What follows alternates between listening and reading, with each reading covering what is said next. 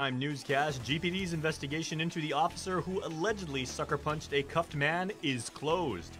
Plus, over 40 inmates from the Hagatna lockup have been transferred to the Mingilao facility.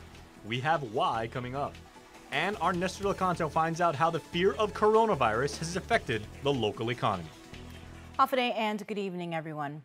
The Guam Police Department says they are closing their administrative investigation on police officer Joey Uggan, who allegedly used excessive force during an arrest. And this announcement came shortly after the Office of the Attorney General held a press conference briefing the public on their findings to not prosecute the case. The incident occurred on December 3rd when officers were responding to a report at Ipoh Beach of Jobert Carlos allegedly assaulting various individuals. A video went viral showing handcuffed Carlos being allegedly punched in the abdomen by Officer Uggan. GBD Chief Stephen Ignacio was unable to disclose their findings because it is a personnel matter, but after reviewing the Criminal Justice Academy recruit training, the department found that Officer Uggan's tactics are sanctioned. Type of compliance strike that was utilized by the officer is part of the curriculum and part of the training that was provided to him, and so it's just like any other resource that is available to the officer. He's trained to use it, and he's trained to use the technique when necessary and proper. According to Chief Ignacio, Officer Uggan was placed on administrative leave pending the outcome of the investigation. However, that is only a required 20 days without work, and this investigation exceeded that by nearly 70 days, and Officer Uggan went back to work at the end of December. A total of 45 detainees have been transferred from the Hagatna Detention Center to the Mingilao compound to alleviate the overcrowding at the central lockup. Department of Corrections Operations Commander Major Anton Uggan says the detention center has a capacity of 130 persons, and at one point there were 180 individuals detained. The detainees were placed in one of the 4-dome housing units at the prison. According to Uggan, they have been planning to make this move since November of last year.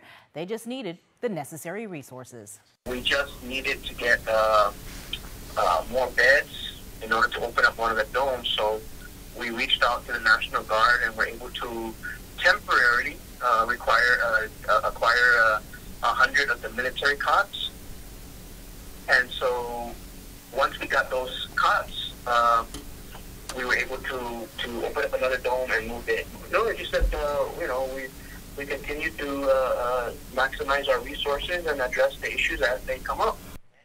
Major Uggan says they are also making repairs at the Hagatna facility. This includes lighting, plumbing, electrical, and painting enhancements. He adds that the transfers and repairs are not in response to the recent district court filings by Hagatna detainees on inhumane conditions. Several child sex abuse lawsuits filed here on Guam are being impacted by the Boy Scouts of America's recent filing for bankruptcy protection in Wilmington, Delaware. At last check today, more than 70 cases filed in the district court are on hold. The Chapter 11 filing sets in motion what could be one of the biggest, most complex bankruptcies ever seen. Like here on Guam, attorneys in the mainland are seeking settlements on behalf of several thousand men who say they were molested as scouts by scoutmasters or other leaders decades ago, but only now eligible to sue because of recent changes in their state's statute of limitations. Here on Guam, several victims were sexually molested when they were minors by deceased father Louis Brulard, who also served as a scoutmaster. Brulard, in an interview with KUAM in 2016, confessed to sexually molesting boys in Guam, saying he thought it made them happy. 29-year-old Roland Cabrera Azuzu Jr. was charged with child abuse. According to court documents, police responded to a local middle school where a 12-year-old alleged Azuzu had whipped her multiple times with a belt, which resulted in bruises. He also allegedly pulled her hair multiple times and slapped the child on the shoulder. The 12-year-old alleged this wasn't the first time she had been disciplined inappropriately. She also admitted to authorities that she had cut herself with a small blade after the first incident because she was upset that she would be beaten again in the future. Court documents state that Azuzu admitted to whipping the child with a belt because of a love note that he deemed inappropriate. Kerosene Cotton admits he was so drunk he passed out and couldn't remember what happened. A 16-year-old reported that he allegedly sexually assaulted her on 2 occasions. The first time happened 4 years ago. Court documents state Cotton admitted there were 2 instances where he consumed so much alcohol he passed out. He admitted in one instance he woke up to the victim yelling, "What are you doing?" And in the second instance, he woke up to her crying but didn't know what happened or what he did. He was charged with 2nd and 4th degree criminal sexual conduct. Early this morning, 911 received a call of a structure fire in Dededo. According to Guam Fire Department PIO Cherika Chargaloff, at around 3:17 a.m., units responded to a wood and tin structure fire that was fully engulfed on Chalan Ibang in Machinao. There were 2 vehicles that were also involved. Chargaloff said the fire was contained 20 minutes later. There were no injuries reported. Guam not feeling the love from the U.S. Court of Appeals from the District of Columbia as a Valentine's Day decision shoots down efforts to hold the U.S. Navy accountable for the contamination of the Ordoc dump. Guam Attorney General Levin Camacho, however, says he's not giving up. We're disappointed. We think that the Navy should pay their fair share of what they contributed to for the dump. We're looking at right now potentially filing a petition for rehearing for the same panel, as well as asking for the entire district court panel to hear the case. If that's not successful, we'll be filing that by the end of March. If that's not successful, we'll look at potentially filing a request for the Supreme Court to hear it. It was 3 years ago the AG's office filed a lawsuit against the Navy, arguing Guam should not be left shouldering the full financial burden of having closed the Ordoc dump when the Navy is also responsible for its environmental condition. According to the recent decision, however, Guam cannot now seek recoupment from the United States for the contamination because its cause of action for contribution expired in 2007. Although AG Camacho says they believe they have met the deadline under the district court because the 2004 consent decree between EPA and the government triggered the time to start filing a CERCLA contribution case. It's really technical. EPA filed a Clean Water Act case asking the government of Guam to basically clean up the dump. The court said that we should have known when EPA filed the Clean Water Act that we should have sued the Department of Navy under a different federal statute. So we obviously disagree that by U.S. EPA filing a case under clean water, we should have known that we should have filed a CERCLA contribution action against the Department of Navy. And then the other main decision was that the government of Guam resolved our issues through the consent decree, and we disagree with that determination as well. You can view the decision on our website.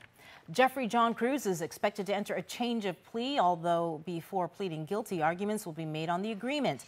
Cruz's attorney, alternate public defender Pete Santos, told the court that the imprisonment term is 3 years with all but 180 days suspended. And in reference to the 180 days of time suspended, Santos says his client has been confined for more than bargained for. Judge Anita Scola asked Cruz if after pleading guilty, will this mean he gets out? Cruz said no. As we've reported, Cruz is currently serving a 20-year sentence for an attempted murder offense. Then back in 2017, Cruz was indicted for conspiracy to promote major prison contraband. Judge Scola scheduled the change of plea for the 24th. Guam is starting to feel the pain of a global travel slowdown brought on by fear over the coronavirus, COVID-19. One local economist says there's no question we'll take a hit in the short term, but it's too early to predict the impact of a protracted drop in visitor arrivals. The latest numbers from GVB show there have been 15,139 cancellations and an estimated revenue loss of $9.1 million. Both GVB and the Hotel and Restaurant Association acknowledge the pain that's coming, and the chamber predicts as much as a 33% drop in income for thousands of employees in the tourism and hospitality industry if arrivals continue to drop. UOG economics professor Dr. Roseanne Jones says a limited downturn we can recover from. An extended downturn could be a problem. Right now, I think that it's too soon to tell. Early read is that people have a wait and see, and they're not necessarily canceling those longer term plans, but they're keeping an eye on it. So from an economic point of view, we're keeping an eye on it with them. She says it shows again just how fragile the tourism industry can be. We've known for some time that we need a third leg of our economy, and it's cases in these times that show us that that's why we need this. The military and the tourism are great, but we need something else. Some have talked about health care.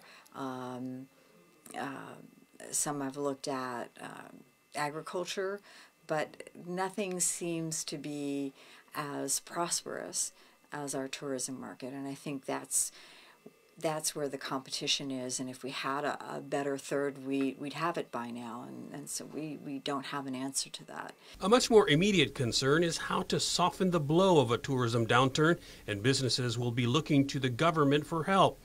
The chamber has asked for a 6-month delay of the March 1st minimum wage increase, and there have been previous calls for a rollback in the business privilege tax. Macroeconomic policy should be looking at this, but to roll back anything right now is a little too soon to do that. Great ideas to have on the table should this become longer term and more consequential.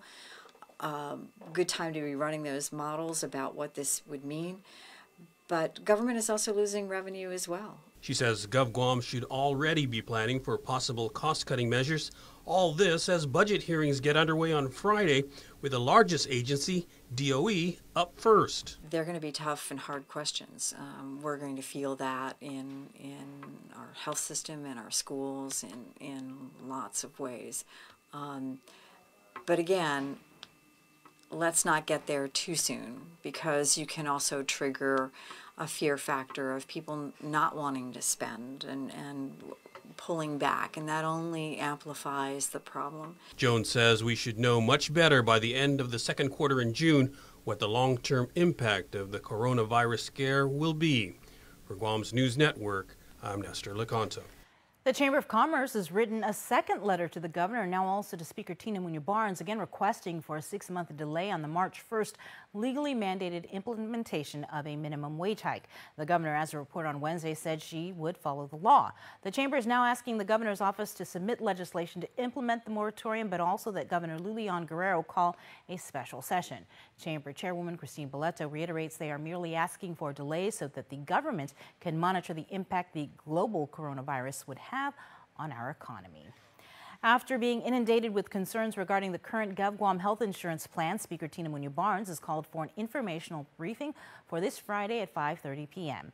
As chairwoman on Human Resources Committee, Speaker Barnes has invited Department of Administration's Ed Byrne to discuss the plan. Also scheduled to be present at the briefing will be representatives from Aetna International, who will share what steps they've taken to address concerns of subscribers. Individuals who have concerns regarding their personal plan and coverage are encouraged to attend the briefing. Aetna reps will also be set up in the lobby of the Congress building if you'd like to schedule appointments to address concerns privately. Stay tuned. We're back with more news after the break. Get up-to-the-minute news, plus access to alerts, streaming radio, promotions, and more on your mobile device by downloading the KUAM News mobile app, available at the App Store now.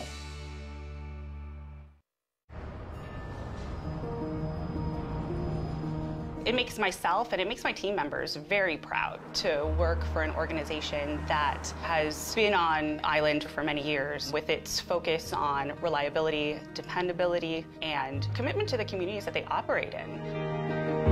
Matson's a great corporate citizen to the community. We all benefit from any sort of environmental commitment we make. One of the ways that we do that is with our Adahi Utano program. There's action behind it, and so action breeds commitment. With the Kaimana Hila coming to Guam, this brings a new age and modernization to the island. It's exciting for me because it's a brand new ship and we can carry more freight into the islands. It just shows growth for Guam and Micronesia. Matson would be nothing without its customers, and we hope to continue to serve you for decades to come.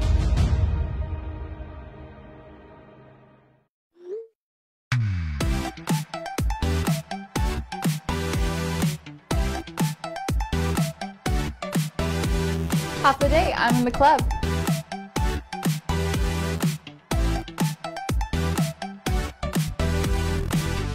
Half a day, welcome to Two Lovers Point. Half a day, I'm in the club.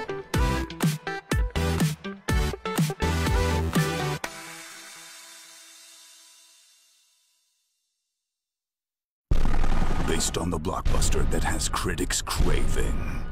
It's the all-new Buffalo Chicken Nacho Fries, topped with shredded chicken and drizzled with tangy buffalo sauce. Bring home this mouth-watering sequel with Taco Bell delivery.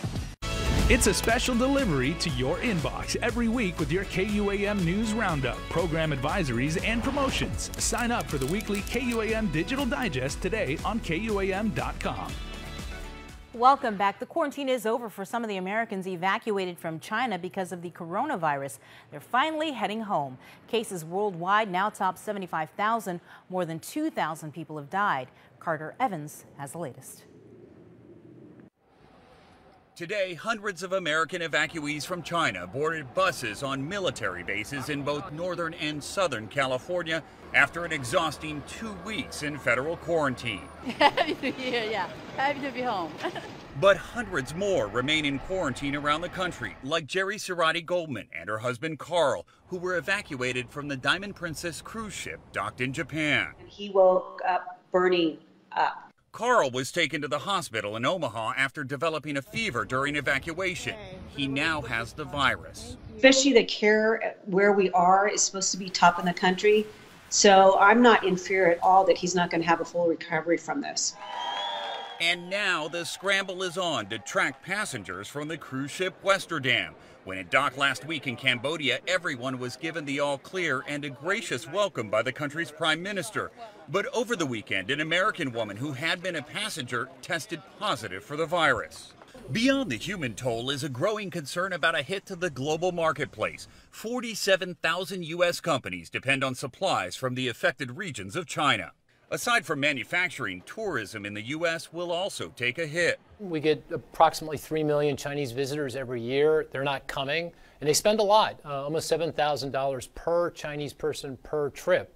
After the U.S., China is the world's second largest economy, and some analysts are now predicting the country's gross domestic product has already fallen by a full percentage point. Here at Travis Air Force Base, the next round of evacuees is set to be released on Thursday. This Friday will mark 2 weeks since an oversight hearing was held with the Department of Parks and Recs to address the dilapidated public pools. Jonah Gonçalves has more on what is being done from maintenance to better communication. It's a long history. The pool has had issues for many, many years. And it's a complicated history. There's all kinds of machinery and filter systems and other things. There's a contract involved. There's managing the contract. So we tried to get through it as much as possible. We heard all the testimonies, which again is really important. A few days later, after the pool oversight hearing in which several people testified, Senator Kelly Marsh-Titano's office released the main findings and sent a letter to Department of Parks and Recreation Director Richie Banis requesting corrective actions and daily updates. The more communication, it's always the better.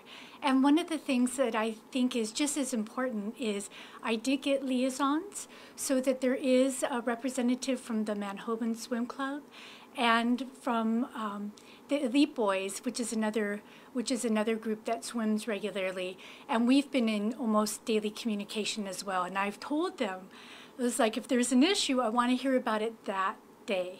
On February 13th, the senator wrote to then-acting Governor Joshua Tenorio requesting for an emergency declaration to correct the conditions of both the Hagåtña and Dededo pools. I put all the reasoning I could in there, emphasizing the health and well-being of our community who go there for exercise and so forth. But then I also put in those elements about our territorial reputation and how we all stand to win if they can practice as they need to for the Olympics. So we put all that into the letter, and the acting governor was very gracious in his reply. He said that he understood and supported our concerns, but there is a legal definition, and unfortunately it didn't meet the legal definition of state of emergency. A day after the emergency declaration was requested, the Dededo pool reopened after voluntarily closing at the end of January so the pool could be cleaned and a gauge could be replaced. As you may recall, much of the oversight hearing was focused on the Dededo pool. We focused a lot on Dededo last time because we knew Dededo had the best chance of reopening quickly to be able to take care of people's needs. Senator Regine Bisco-Lee, in response to the reopening, said, quote, "While it is encouraging that the Dededo pool has reopened, the sustained opening of a public pool is a clear challenge for DPR. Also influencing my underwhelmed response is a recognition that the Hagåtña pool serves far more Manunco, residents with special needs, and competitive swimmers. And finally, at the risk of sounding blunt, celebrating a bare minimum level of service as if it was some achievement is precisely the tone-deaf attitude many stakeholders are taking issue with," end quote. In the meantime, a continuation to the oversight hearing has been set for February 26th. We've sent out a letter to remind the contractor that they have an obligation to show up. The community deserves answers. The committee deserves answers so that we understand the situation to the best of our ability. Those wishing to testify can still do so at the continuation hearing. Reporting for Guam's News Network, I'm Jonah Gonçalves. Supporters of a movement to win compensation for Guamanians who were exposed to radiation from U.S. nuclear testing in the Marshall Islands want no part of a new call for testing. Representatives of the Pacific Association of Radiation Survivors testified today on a resolution that seeks to include Guamanians in nuclear exposure tests for the Run It Dome, the dump site for contaminated nuclear debris from the Marshalls. PAR's President Robert Celestial says they've already made the case for Guam exposure, and the proposed resolution runs counter to their long-standing effort to win compensation for Guam downwinders. We're looking at the greater picture that Guam be included in the Radiation Exposure Compensation Act to help our people. And by us including with the Department of Energy and saying, hey, look at us. No, we don't want you to look at us. Our ship is going this way. Don't veer the ship that way. Please, by the grace of God, help us. And we ask you, and that's why we say join us, because our vision is this way, and that we do need a study by the National Academy side, but let it be after we are included in RECA. Celestial's group believes it's within 2 years of winning compensation for Guam survivors. The resolution sponsored by Senator Regine Biscoe-Lee and several other co-sponsors calls on the U.S. to consider Guam when drafting a mandated report on the status of the Run It Dome. Recent studies have shown that the dome, which holds still toxic nuclear material, continues to deteriorate. Officials signed off today on the Guam Reef Restoration and Intervention Partnership. The agreement formalizes an alliance that's been going on for years between the UOG Marine Lab, the Bureau of Statistics and Plans, the Department of Agriculture, and Guam EPA. It also now includes from the private sector Underwater World. Marine Lab Interim Director Lori Raimundo says they've established 2 coral nurseries in Pidi and Maritzo, and reef rehabilitation work will be focused in Tumon Bay, Pidi, and Cocos Lagoon. So those are the 3 areas that we will try to plant small colonies and try to nurture them and protect them so that they get bigger, and then eventually they'll grow into these large thickets and be able to restore some of that function for fish habitat, as well as some coastal protection. Along with global warming and the resulting coral bleaching, Raimundo says overfishing also impacts the viability of reefs. The Marine Lab recently received an $856,000 grant from the National Fish and Wildlife Foundation to help fund restoration and management projects. Tomorrow, Bureau of Statistics and Plans Guam Coastal Management Program, in partnership with the National Oceanic and Atmospheric Administration Office for Coastal Management, is holding the 5th Assembly of Planners Symposium. Flood control, land use planning, and zero waste are the big topics the government and other agencies will tackle to identify solutions and improve services. The event will be held at the Dusitani Guam Resort. In support of the Guam Visitors Bureau's mission to beautify our island and support the arts, a floor mural was painted in front of the Guam Congress Building, and it's now completed. This afternoon, a photo shoot with the artist Lee St. Nicholas and GVB was held. This mural is one of many pieces St. Nicholas has done all over the island. Stay tuned, Double D is coming up with sports. Agent Alpha. What's that? An Alpha Insurance customer needs a claim settled immediately? I'm on it. Agent Alpha. In the event of an accident, theft, or breakdown, each of our Alpha Insure agents are trained to go above and beyond. This is my stop. There she is. Target acquired. Agent Alpha. Yes!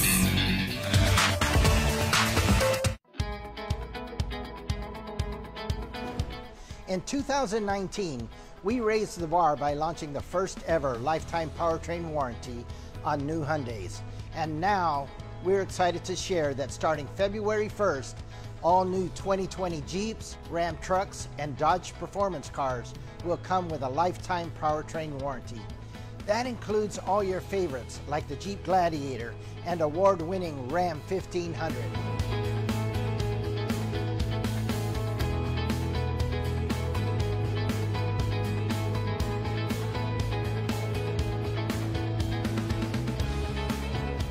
So come on over to Cars Plus and experience what makes us different, like our homegrown culture, state-of-the-art facility, world-class products, and unparalleled value.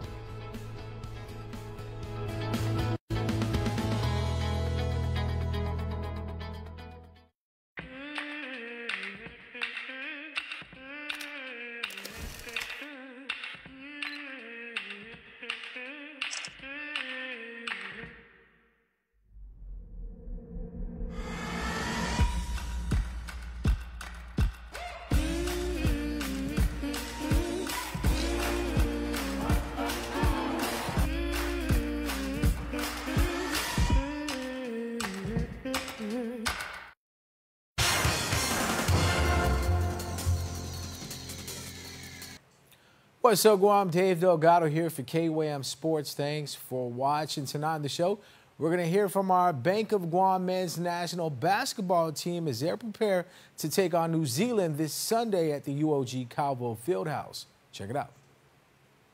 We play with no fear. We know New Zealand is athletic. We know they're strong. We know they play hard.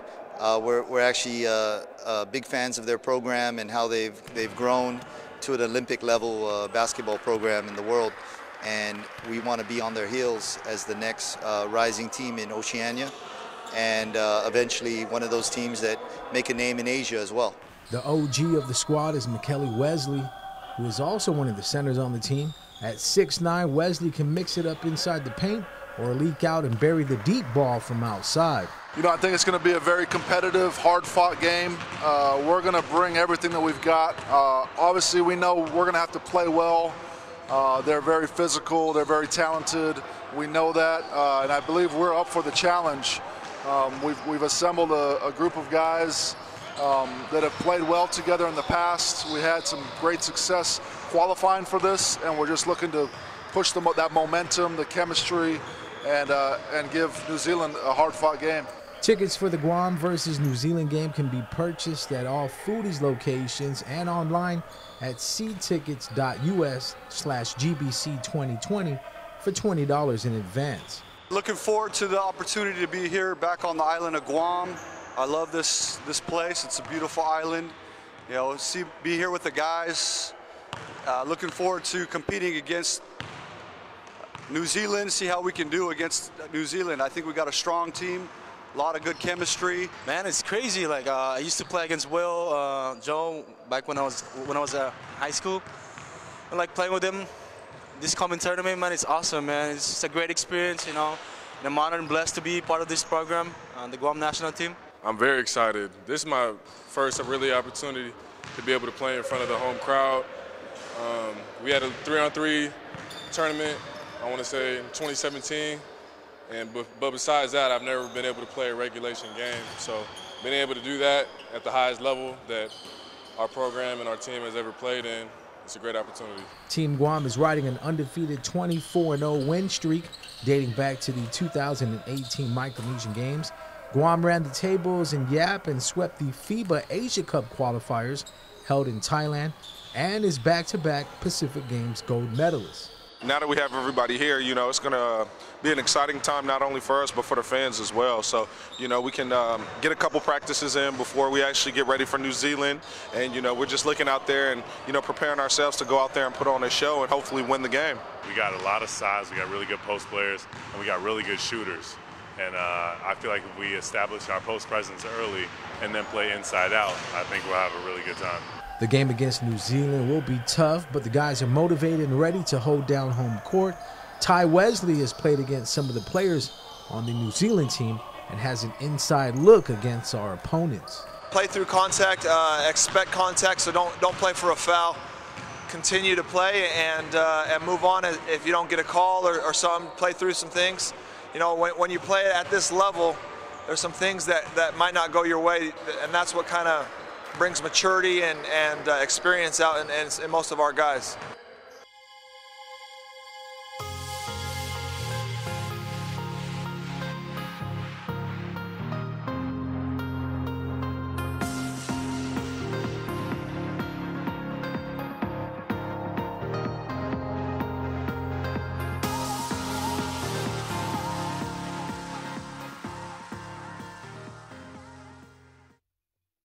Guam's auto appearance specialist, elegant